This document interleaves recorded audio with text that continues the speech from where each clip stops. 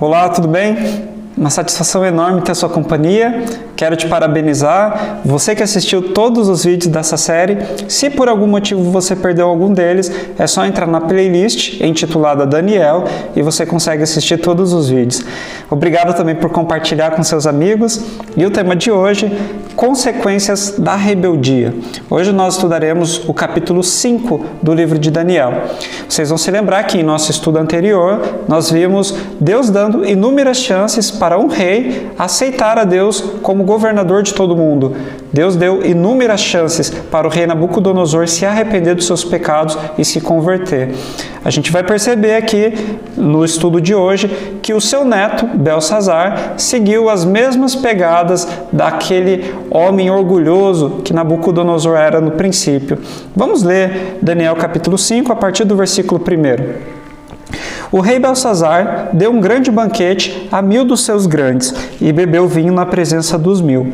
Enquanto Belsazar bebia e apreciava o vinho, mandou trazer os utensílios de ouro e de prata que Nabucodonosor, seu pai, tirara do templo, que estava em Jerusalém, para que neles bebessem o rei e os seus grandes, as mulheres e concubinas. Então trouxeram os utensílios de ouro que foram tirados do templo da casa de Deus, que estava em Jerusalém, e beberam neles o rei, os seus grandes e as suas mulheres e concubinas.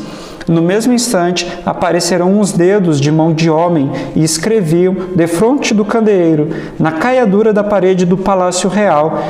E o rei via os dedos que estavam escrevendo. Então se mudou o semblante do rei e os seus pensamentos o turbaram. As juntas dos seus lombos se relaxaram e os seus joelhos batiam um no outro. Aquele rei havia afrontado o Deus de Daniel, o Deus de Israel. Ele havia ordenado para que trouxesse os utensílios sagrados do templo para fazer ali a sua festa, a sua orgia. E em resposta a essa rebeldia, Deus envia ali uma mão que começa a escrever na parede. O rei fica assombrado, ele começa a ter medo, ele começa a tremer ali as suas pernas, não sabe o que fazer, ele manda chamar os seus sábios, nenhum dos sábios conseguia dar ao rei a revelação, a interpretação daquilo que estava escrito na parede. Então a mãe do rei dá uma luz para ele, dizendo: olha, rei, nos dias do seu pai, Nabucodonosor, era chamado de pai porque vinha da mesma linhagem. Nos dias de Nabucodonosor, havia um homem chamado Daniel, um homem onde havia o espírito dos deuses, onde esse homem tem um espírito excelente, capacidade para decifrar enigmas, entender sonhos, visões. E então, seguindo o conselho da mãe, o rei manda que tragam Daniel. Quando Daniel se apresenta diante do rei, a gente já vê aqui uma fala arrogante, orgulhosa do rei. Olha o que ele vai dizer. Então Daniel foi introduzido à presença do rei. Falou o rei e disse a Daniel: és tu aquele Daniel dos cativos de Judá que o rei, meu pai, trouxe de Judá? Você percebe então a fala dele, como que ele é arrogante? Olha, Daniel, é você aquele escravo que veio de Judá? Você percebe como que ele era orgulhoso?